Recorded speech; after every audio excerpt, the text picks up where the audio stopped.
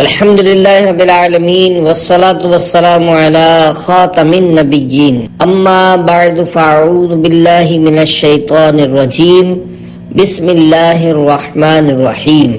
نفل روزوں کے فضائل، یہ مضمون کتاب فیضان رمضان صفحہ 325 تا 332 اور 371 تا 384 سے لیا گیا ہے۔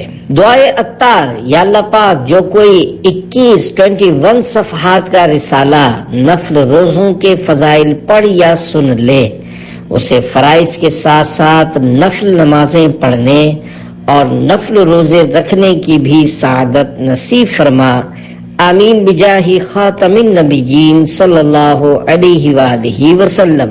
درود شریف کی فضیلت، فرمان آخری نبی صلی اللہ علیہ وآلہ وسلم، قیامت کے روز اللہ پاک کے عرش کے سوا کوئی سایہ نہیں ہوگا، 3 شخص عرش الہی کے سائے میں ہوں گے۔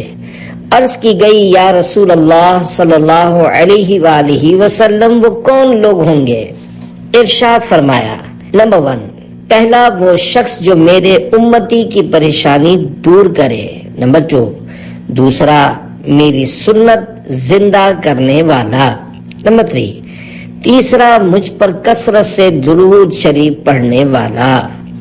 صلو علی الحبیب صلی اللہ علی محمد۔ نفل روزوں کے دینی و دنیاوی فوائد۔ پیارے پیارے اسلامی بھائیوں، فرض روزوں کے علاوہ نفل روزوں کی بھی عادت بنانی چاہیے کہ اس میں بے شمار دینی و دنیاوی فوائد ہیں، اور ثواب تو اتنا ہے کہ مت پوچھو بات، آدمی کا جی چاہے کہ بس روزے رکھتے ہی چلے جائیں۔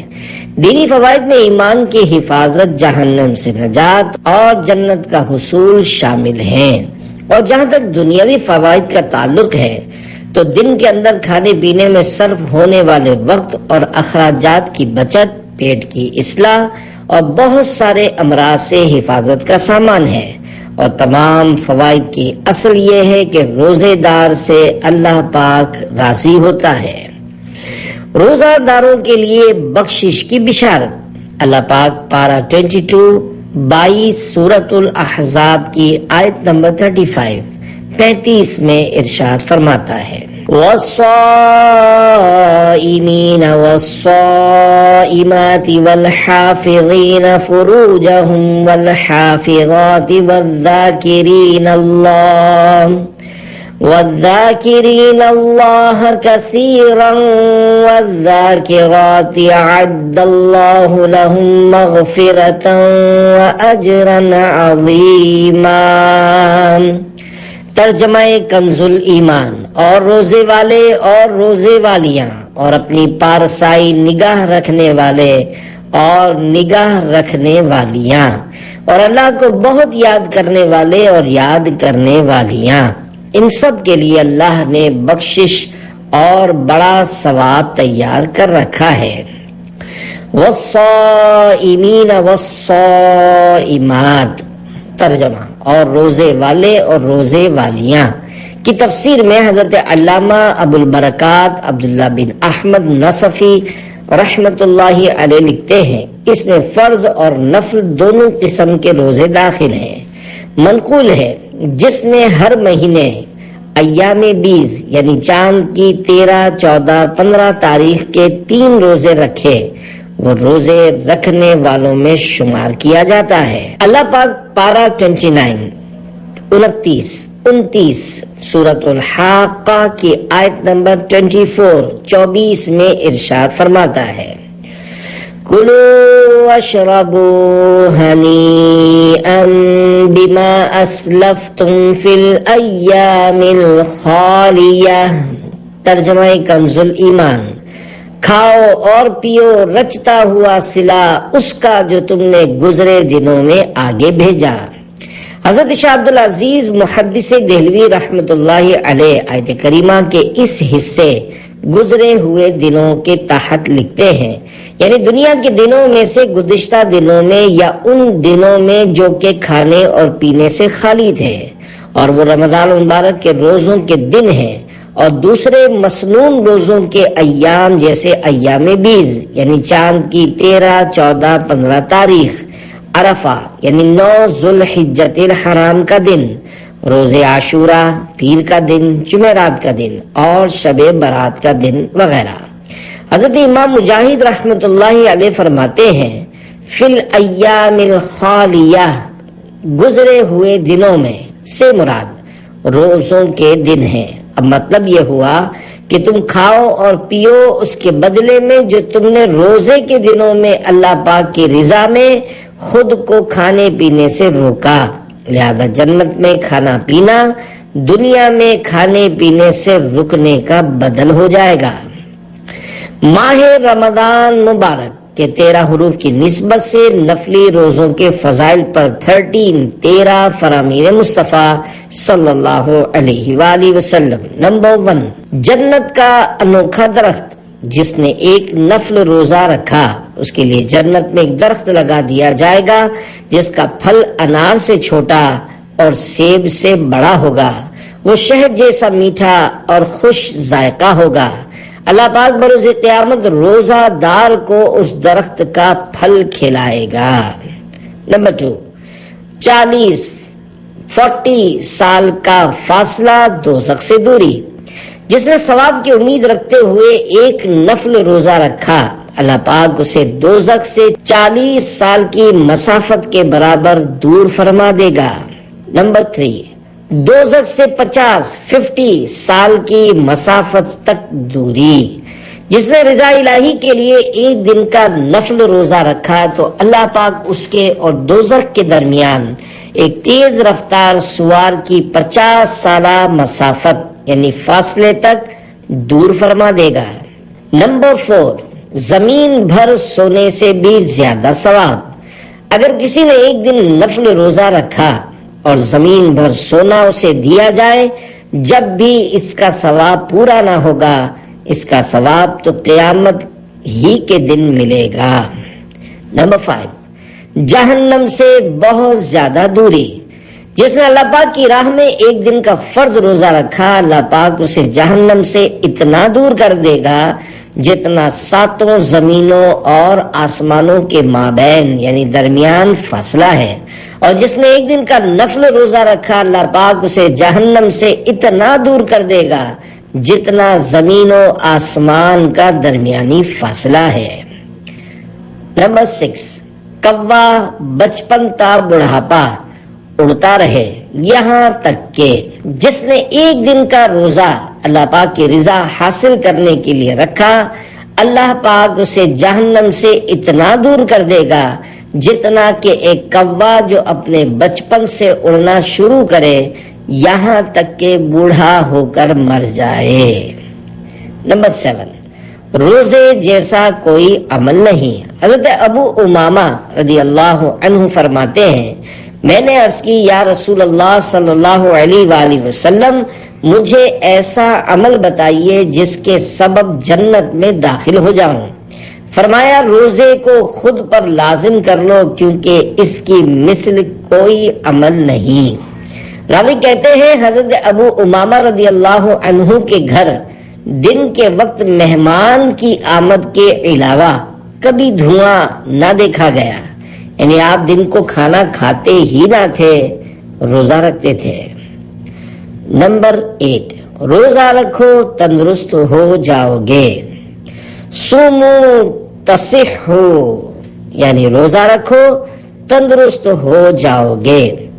نمبر 9، محشر میں روزہ داروں کے مزے، قیامت کے دن جب روزے دار قبروں سے نکلیں گے تو روزے کی بو سے پہچانے جائیں گے، ان کے لیے دسترخوان لگایا جائے گا اور انہیں کہا جائے گا کھاؤ کل تم بھوکے تھے، پیو کل تم پیاسے تھے، آرام کرو کل تم تھکے ہوئے تھے۔ پس وہ کھائیں گے پیئیں گے اور آرام کریں گے، حالانکہ لوگ حساب کی مشقت اور پیاس میں مبتلا ہوں گے۔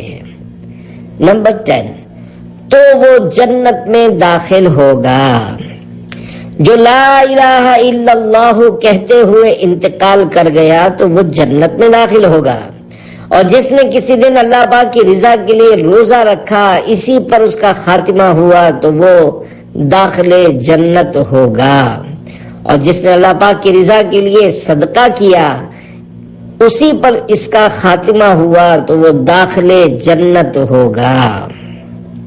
نمبر 11، جب تک روزے دار کے سامنے کھانا کھایا جاتا ہے، حضرت ام عمارہ بنت کعب رضی اللہ عنہا فرماتی ہیں، سلطان دو جہان شہنشاہ کون و مکان رحمت عالمیان صلی اللہ علیہ وآلہ وسلم میرے یہاں تشریف لائے، میں نے کھانا پیش کیا تو ارشاد فرمایا تم بھی کھاؤ۔ میں نے عرض کی میں روزے سے ہوں، تو فرمایا جب تک روزے دار کے سامنے کھانا کھایا جاتا ہے فرشتے اس روزہ دار کے لیے دعائے مغفرت کرتے رہتے ہیں۔ نمبر 12، ہڈیاں تسبیح کرتی ہیں۔ سرکار مدینہ صلی اللہ علیہ وآلہ وسلم نے حضرت بلال رضی اللہ عنہ سے ارشاد فرمایا، اے بلال رضی اللہ تعالیٰ عنہ، آؤ ناشتہ کریں۔ تو حضرت بلال رضی اللہ عنہ نے عرض کی میں روزے سے ہوں۔ تو رسول اللہ صلی اللہ علیہ وآلہ وسلم نے فرمایا ہم اپنا رزق کھا رہے ہیں اور بلال رضی اللہ عنہ کا رزق جنت میں بڑھ رہا ہے۔ پھر فرمایا اے بلال کیا تمہیں معلوم ہے کہ جتنی دیر تک روزہ دار کے سامنے کچھ کھایا جائے تب تک اس کی ہڈیاں تسبیح کرتی ہیں، اسے فرشتے دعائیں دیتے ہیں۔ نمبر 13، روزے میں مرنے کی فضیلت۔ جو روزے کی حالت میں مرا اللہ پاک قیامت تک کے لیے اس کے حساب میں روزے لکھ دے گا۔ نیک کام کے دوران مرنے کی سعادت، خوش نصیب ہے وہ مسلمان جسے روزے کی حالت میں موت آئے، بلکہ کسی بھی نیک کام کے دوران موت آنا اچھی بات ہے، مثلا باوضو یا دوران نماز مرنا، سفر مدینہ کے دوران روح قبض ہونا، دوران حج مکہ مکرمہ مینا مزدلفہ یا عرفات شریف میں انتقال، دعوت اسلامی کے سنتوں کی تربیت کے مدنی قافلے میں عاشقان رسول کے ہمراہ سنتوں بھرے سفر کے دوران دنیا سے رخصت ہونا، یہ سب عظیم سعادتیں ہیں جو کہ صرف خوش نصیبوں کو حاصل ہوتی ہیں۔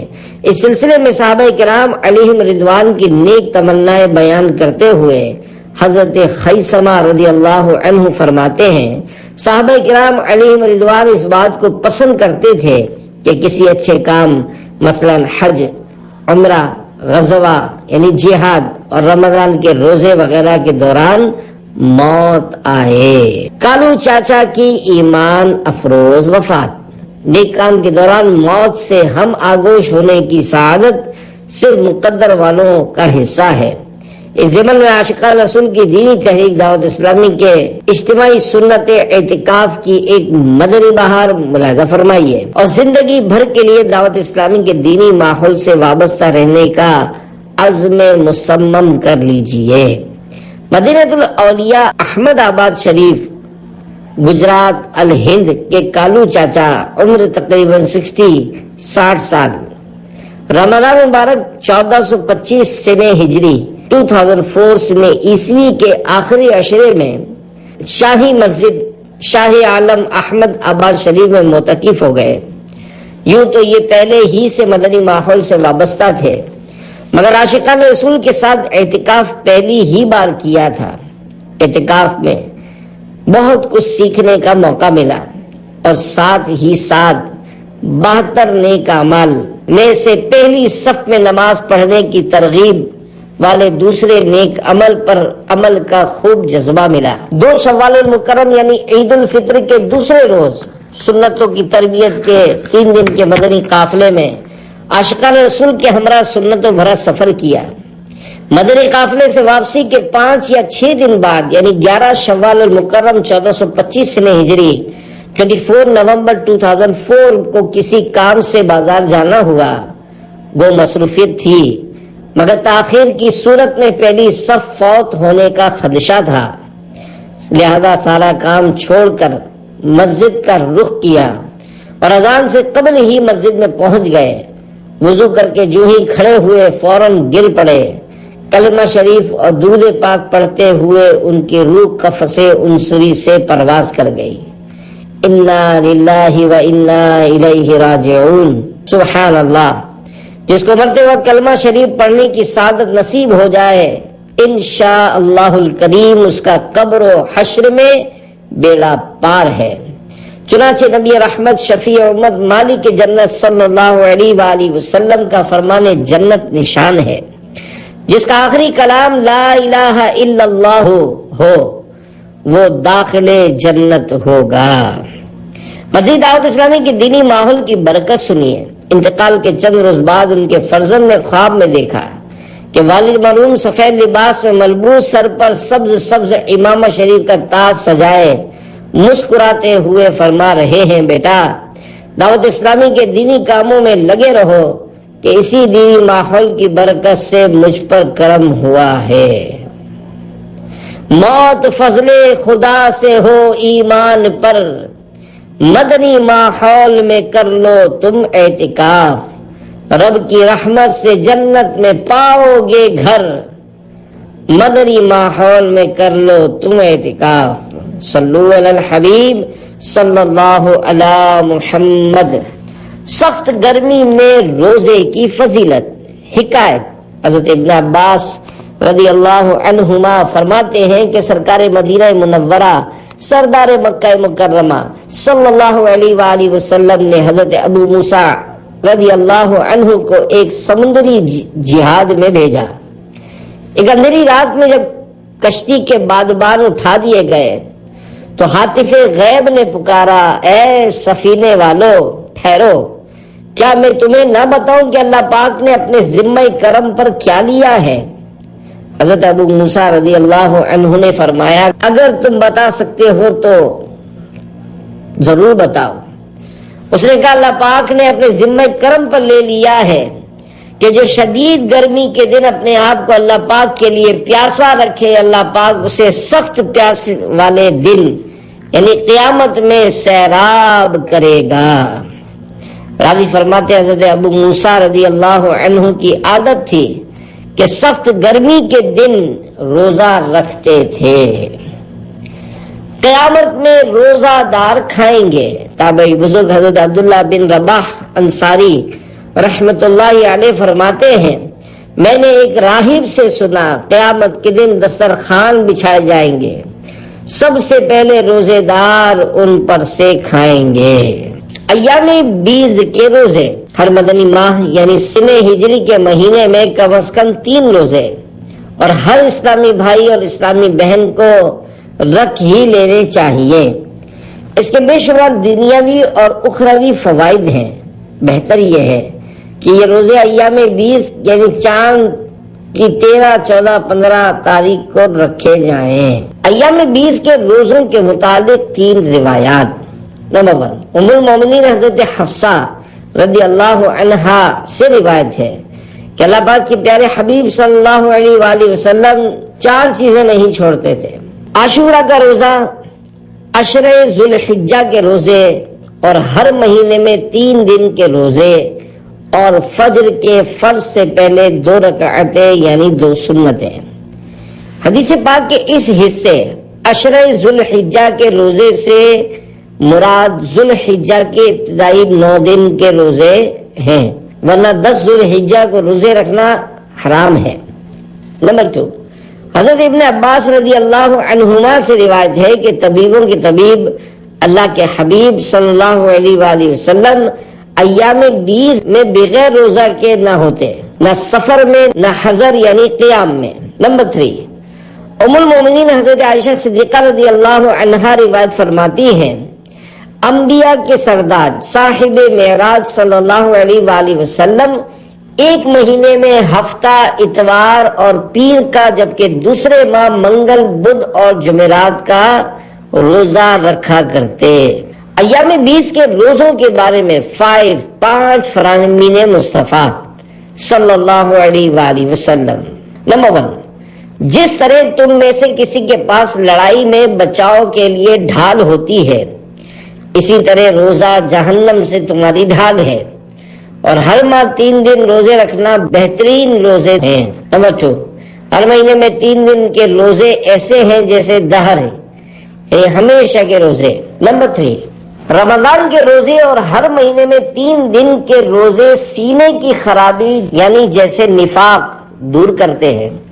نمبر 4، جس سے ہو سکے ہر مہینے میں 3 روزے رکھے کہ ہر روزہ 10 گناہ مٹاتا اور گناہ سے ایسا پاک کر دیتا ہے جیسا پانی کپڑے کو۔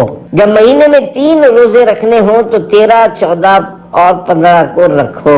مرنے کی دعائیں مانگتے تھے۔ پیارے پیارے اسلامی بھائیوں، ایام 20 کے روزوں، نیکیوں اور سنتوں کا ذہن بنانے کے لیے عاشقان رسول کی دینی تحریک دعوت اسلامی کا دینی ماحول اپنا لیجئے۔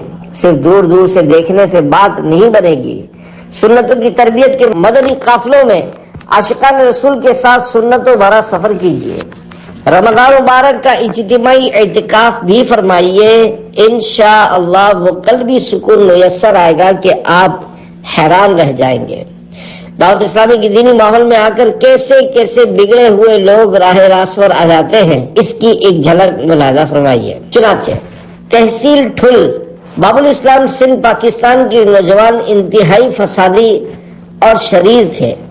لڑائی جھگڑا ان کا پسندیدہ مشغلہ تھا۔ ان کی شرانگیزیوں سے سارا محلہ پریشان تھا اور گھر والے تو اس قدر بیزار تھے کہ ان کے مرنے کی دعائیں مانگتے تھے۔ خوش نصیبی سے کچھ اسلامی بھائیوں نے انفرادی کوشش کرتے ہوئے رمضان مبارک کے اجتماعی اعتکاف کی دعوت پیش کی۔ انہوں نے مروت میں ہاں کر دی اور رمضان مبارک 1420 میں میمن مسجد جیکب آباد میں عاشقان رسول کے ساتھ معتکف ہو گئے۔ دوران اعتکاف انہیں غسل، وضو، نماز جنازہ کا طریقہ، نیز حقوق اللہ و حقوق العباد اور احترام مسلم کے احکام سیکھنے کو ملے۔ سنتوں بھرے پرسوز بیانوں اور رقت انگیز دعاؤں نے انہیں ہلا کر رکھ دیا۔ بس حد ندامت انہوں نے سابقہ گناہوں سے توبہ کی، نیکیاں کرنے کی دل میں امنگ پیدا ہوئی۔ الحمدللہ انہوں نے عشق مصطفیٰ صلی اللہ علیہ وآلہ وسلم کی نشانی داڑھی شریف سجا لی، سر کو سبز امامہ شریف کے تاج سے سرسبز کیا اور لڑائی جھگڑوں کی جگہ نیکی کی دعوت کے شہدائی بن گئے۔ آؤ آ کر گناہوں سے توبہ کرو، مدنی ماحول میں کر لو تم اعتکاف، رحمت حق سے دامن تم آ کر بھرو، مدنی ماحول میں کر لو تم اعتکاف۔ صلو علی الحبیب صلی اللہ علی محمد۔ مصطفیٰ کے 5 حروف کی نسبت سے پیر شریف اور جمعرات کے روزوں کے متعلق 5 روایات۔ نمبر 1، حضرت ابو ہریرہ رضی اللہ عنہ سے مروی ہے، رسول اللہ صلی اللہ علیہ وآلہ وسلم فرماتے ہیں، پیر اور جمعرات کو اعمال پیش ہوتے ہیں تو میں پسند کرتا ہوں کہ میرا عمل اس وقت پیش ہو کہ میں روزہ دار ہوں، تاکہ روزے کی برکت سے رحمت الہی کا دریا جوش مارے۔ نمبر 2، اللہ پاک کے محبوب صلی اللہ علیہ وسلم پیر شریف اور جمعرات کو روزہ رکھا کرتے تھے۔ اس کے بارے میں عرض کی گئی تو فرمایا، ان دونوں دنوں میں اللہ پاک ہر مسلمان کی مغفرت فرماتا ہے مگر وہ 2 شخص جنہوں نے باہم یعنی آپس میں جدائی کر لی ہے، ملائکہ سے فرماتا ہے انہیں چھوڑ دو یہاں تک کہ صلح کر لیں۔ مفسر قرآن حکیم الامت مفتی احمد یار خان رحمت اللہ علیہ اس حدیث پاک کے تحت معراج جلد 3 صفحہ 196 پر فرماتے ہیں، سبحان اللہ سبحان اللہ، یہ دونوں دن بڑی عظمت اور برکت والے ہیں، کیوں نہ ہوں کہ انہیں عظمت والوں سے نسبت ہے۔ جمعرات تو جمعہ کا پڑوسی ہے اور حضرت آمنہ خاتون رضی اللہ عنہا کے حاملہ ہونے کا دن ہے، اور پیر حضور انور صلی اللہ علیہ وآلہ وسلم کی ولادت کا دن بھی ہے اور نزول قرآن کریم کا بھی۔ نمبر 3، ام المومنین حضرت عائشہ صدیقہ رضی اللہ عنہا روایت فرماتی ہیں، نبیوں کے سردار صاحب معراج صلی اللہ علیہ وسلم پیر اور جمعرات کے روزے کا خاص خیال رکھتے تھے۔ نمبر 4، حضرت ابو قتادہ رضی اللہ عنہ فرماتے ہیں، سرکار نامدار مدینے کے تاجدار رسولوں کے سالار نبیوں کے سردار صلی اللہ علیہ وآلہ وسلم سے پیر شریف کے روزے کا سبب دریافت کیا گیا تو فرمایا، اسی میں میری ولادت ہوئی، اسی میں مجھ پر وحی نازل ہوئی۔ نمبر 5، حضرت اسامہ بن زید رضی اللہ عنہ کے غلام رضی اللہ عنہ سے مروی ہے، فرماتے ہیں کہ اسامہ بن زید رضی اللہ عنہما سفر میں بھی پیر اور جمعرات کا روزہ ترک نہیں کرتے تھے۔ میں نے ان کی بارگاہ میں عرض کی کیا وجہ ہے؟ آپ رضی اللہ عنہ اس بڑی عمر میں بھی پیر اور جمعرات کا روزہ رکھتے ہیں۔ فرمایا رسول اللہ صلی اللہ علیہ وسلم پیر اور جمعرات کا روزہ رکھا کرتے تھے۔ میں نے عرض کی یا رسول اللہ صلی اللہ علیہ وسلم کیا وجہ ہے کہ آپ صلی اللہ علیہ وسلم پیر اور جمعرات کا روزہ رکھتے ہیں؟ تو ارشاد فرمایا لوگوں کے اعمال پیر اور جمعرات کو پیش کیے جاتے ہیں۔ صلو علی الحبیب صلی اللہ علی محمد۔ جنت کے 3 حروف کی نسبت سے بدھ اور جمعرات کے روزوں کے 3 فضائل۔ نمبر 1، حضرت عبداللہ بن عباس رضی اللہ عنہما سے روایت ہے، اللہ پاک کے پیارے رسول صلی اللہ علیہ وآلہ وسلم کا فرمان بشارت نشان ہے، جو بدھ اور جمعرات کے روزے رکھے اس کے لیے جہنم سے آزادی لکھ دی جاتی ہے۔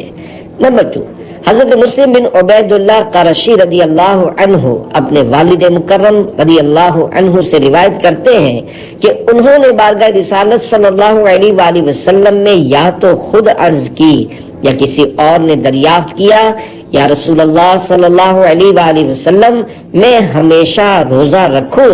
سرکار صلی اللہ علیہ وآلہ وسلم خاموش رہے، پھر دوسری مرتبہ عرض کی، پھر خاموشی اختیار فرمائی، تیسری بار پوچھنے پر استفسار فرمایا کہ روزے کے متعلق کس نے سوال کیا؟ عرض کی میں نے، یا نبی اللہ صلی اللہ علیہ وآلہ وسلم، تو جواباً ارشاد فرمایا بے شک تجھ پر تیرے گھر والوں کا حق ہے، تو رمضان اور اس سے متصل مہینے شوال اور ہر بدھ اور جمعرات کے روزے رکھ کہ اگر تو ایسا کرے گا تو گویا تو نے ہمیشہ کے روزے رکھے۔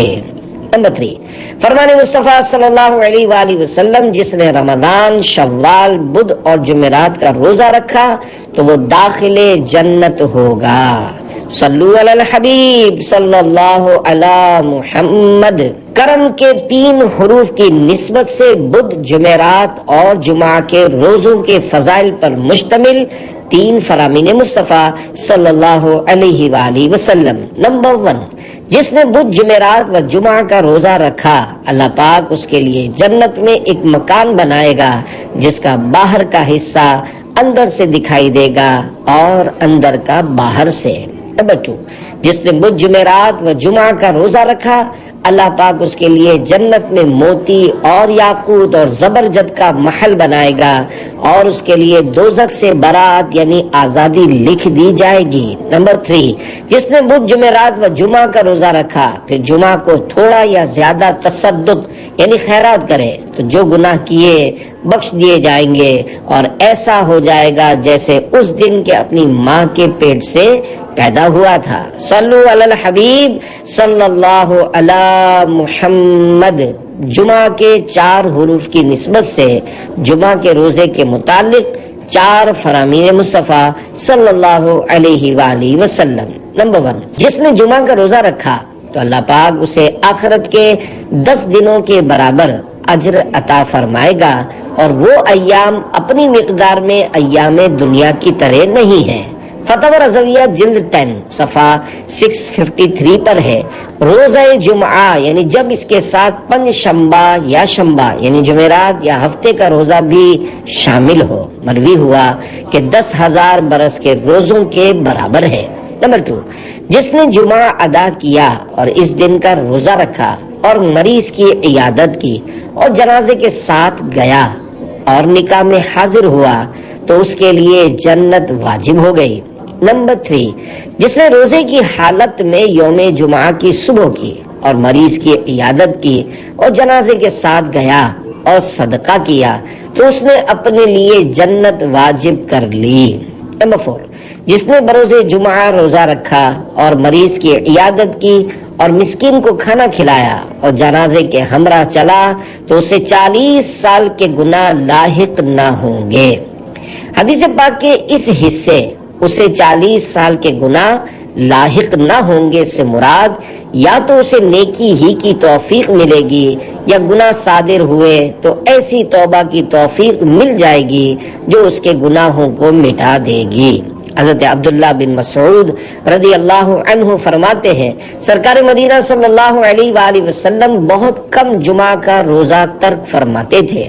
پیارے پیارے اسلامی بھائیوں، جس طرح عاشورہ کے روزے کے پہلے یا بعد میں ایک روزہ رکھنا ہے، اسی طرح جمعہ میں بھی کرنا ہے، کیونکہ خصوصیت کے ساتھ تنہا جمعہ، اس مسئلے کا خلاصہ آگے آ رہا ہے۔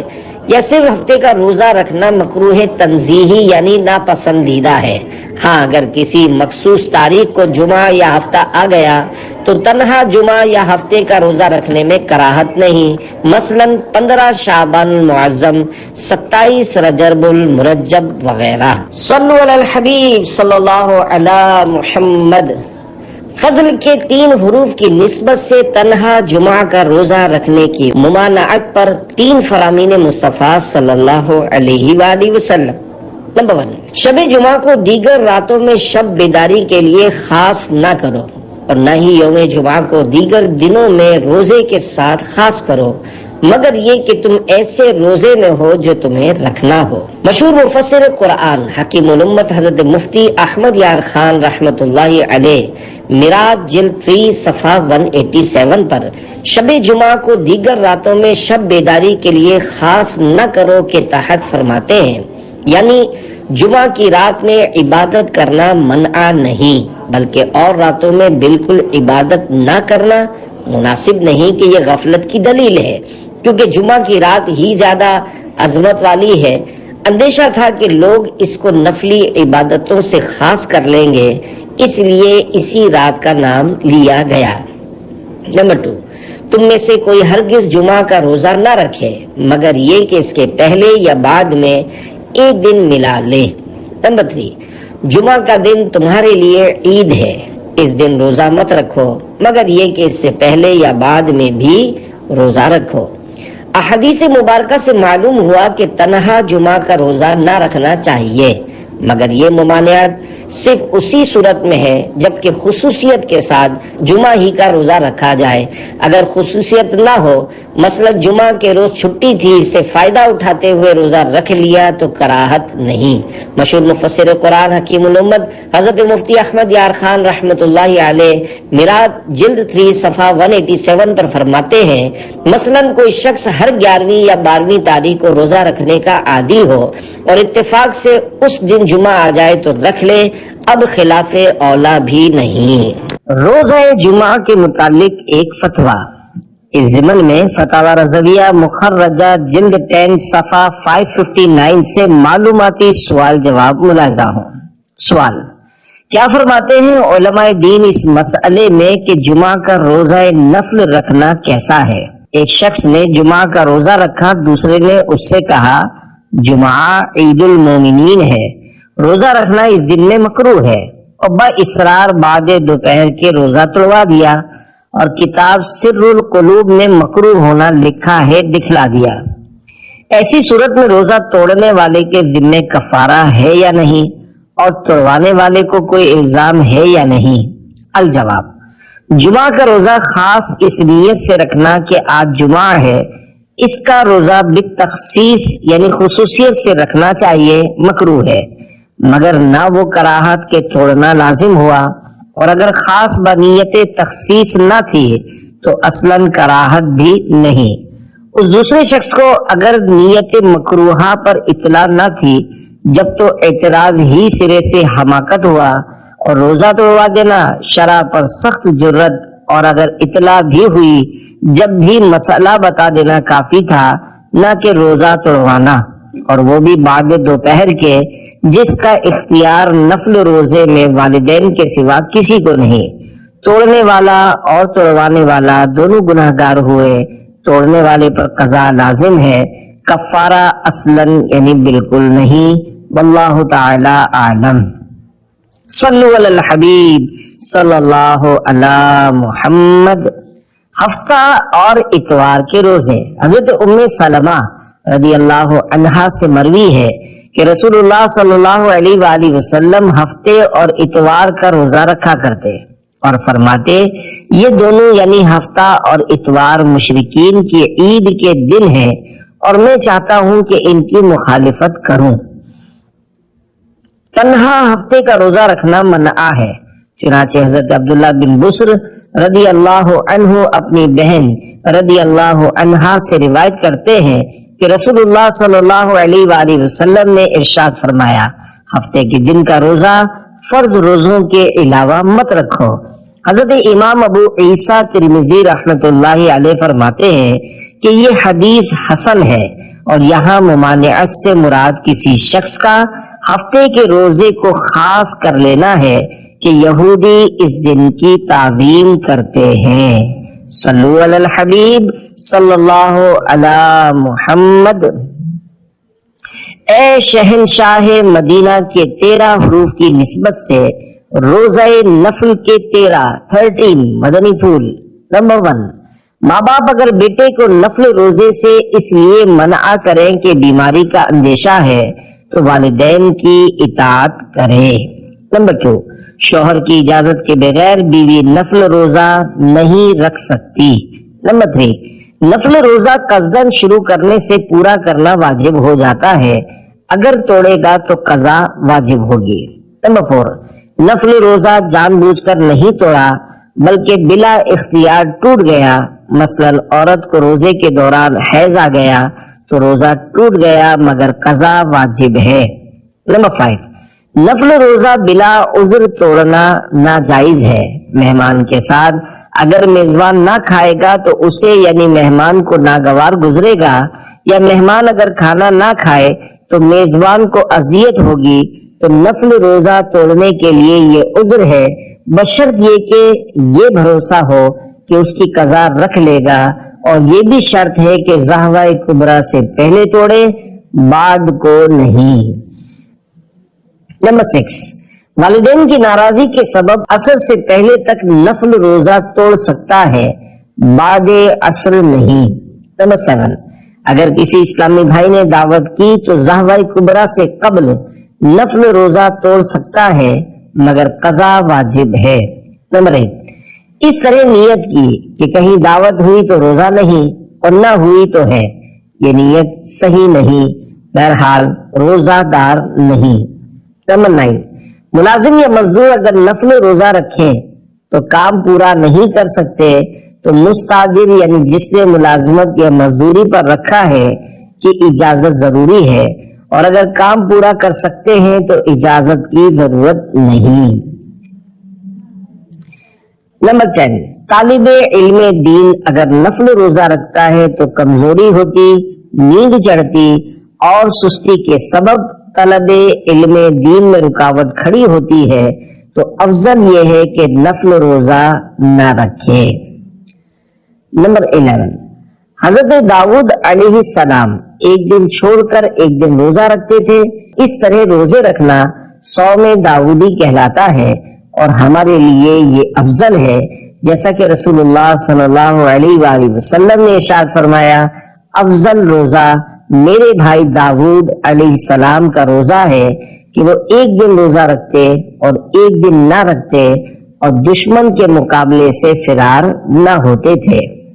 نمبر 12، حضرت سلیمان علیہ السلام 3 دن مہینے کے شروع میں، 3 دن وسط یعنی بیچ میں اور 3 دن آخر میں روزہ رکھا کرتے تھے، اور اس طرح مہینے کے اوائل، اواسط اور اواخر میں روزہ دار رہتے تھے۔ نمبر 13، صوم دہر یعنی ہمیشہ روزہ رکھنا سوا ان 5 دنوں یعنی شوال کی 1 اور ذی الحجہ کی 10ویں تا 13ویں کے جن میں روزہ رکھنا حرام ہے، مکروہ تنزیہی ہے۔ ہمیشہ روزہ رکھنا، ہمیشہ کے روزوں سے ممانعت پر بخاری شریف کی حدیث بھی ہے اور اس کا مفہوم بھی علماء نے تعویل کے ساتھ بیان فرمایا ہے۔ چنانچہ فرمان مصطفیٰ صلی اللہ علیہ وآلہ وسلم، لا صام من صام الدہر، یعنی جو ہمیشہ روزہ رکھے اس نے روزے رکھے ہی نہیں۔ شارح بخاری حضرت علامہ مفتی محمد شریف الحق امجدی رحمت اللہ علیہ اس حدیث پاک کے تحت لکھتے ہیں، اگر اس خبر کو نہیں کے معنی میں مانے، یعنی اگر اس حدیث کا یہ معنی لے کہ ہمیشہ روزہ رکھنا منع ہے اور جو رکھے گا تو اسے کوئی ثواب نہیں ملے گا، تو اس صورت میں حدیث کا یہ ارشاد ان لوگوں کے لیے ہے جنہیں مسلسل روزہ رکھنے کی وجہ سے اس کا ظن غالب ہو کہ اتنے کمزور ہو جائیں گے کہ جو حقوق ان پر واجب ہیں ان کو ادا نہیں کر پائیں گے، خواہ وہ حقوق دینی ہو یا دنیاوی، مثلا نماز، جہاد، بچوں کی پرورش کے لیے کمائی۔ اور پہلی صورت سے ہٹ کر دوسری صورت یہ بنتی ہے کہ اگر مسلسل روزہ رکھنے کی وجہ سے اگر ان روزہ داروں کا ظن غالب ہو کہ حقوق واجبات کما حق ہو یعنی مکمل طور پر ادا کر لیں گے مگر حقوق غیر واجبہ ادا کرنے کی قوت نہیں رہے گی، ان کے لیے روزہ مکروہ یا خلاف اولا ہے۔ اور جنہیں اس کا ظن غالب ہو کہ صوم دہر یعنی ہمیشہ روزہ رکھنے کے باوجود تمام حقوق واجبہ، مسنونہ، مستحبہ کما حق ہو یعنی مکمل طور پر ادا کر لیں گے، ان کے لیے کراہت بھی نہیں۔ بعض صحابہ کرام جیسے ابو طلحہ انصاری اور حمزہ بن عمرو اسلمی رضی اللہ عنہما صوم دہر یعنی ہمیشہ روزہ رکھتے تھے اور حضور اکرم صلی اللہ علیہ وآلہ وسلم نے انہیں منع نہیں فرمایا۔ اسی طرح بہت سے تابعین اور اولیاء کرام سے بھی صوم دہر یعنی ہمیشہ روزہ رکھنا منقول ہے۔ یا رب مصطفیٰ ہمیں زندگی، صحت اور فرصت کو غنیمت جانتے ہوئے خوب نفل روزے رکھنے کی سعادت عنایت فرما، انہیں قبول بھی کر ہمیں بے حساب بخش دے اور ہمارے پیارے پیارے محبوب صلی اللہ علیہ وآلہ وسلم کی ساری امت کی مغفرت فرما، آمین بجاہ خاتم النبیین صلی اللہ علیہ وآلہ وسلم۔ صلو علی الحبیب صلی اللہ علی محمد۔